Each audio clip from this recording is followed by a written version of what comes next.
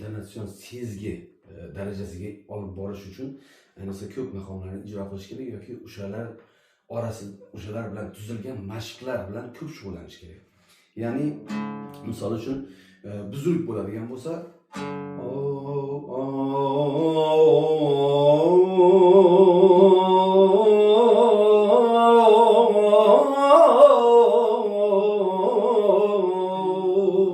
shunaqangi o'xshagan mashq. Misol uchun rost bo'ladigan bo'lsa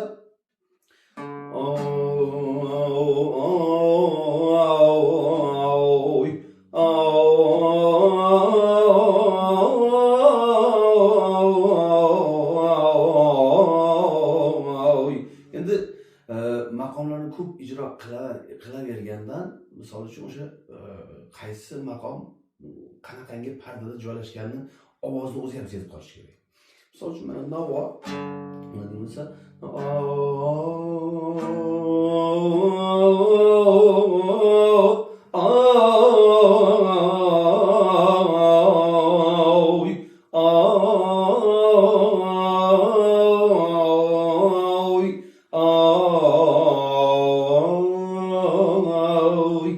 shunga o'xshagan mashqlar. Yana mana dugoh bo'ladigan bo'lsa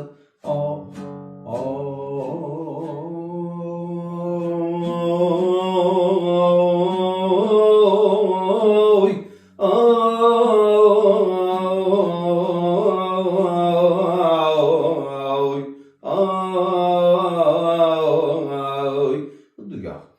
Endi segoh bo'ladigan bo'lsa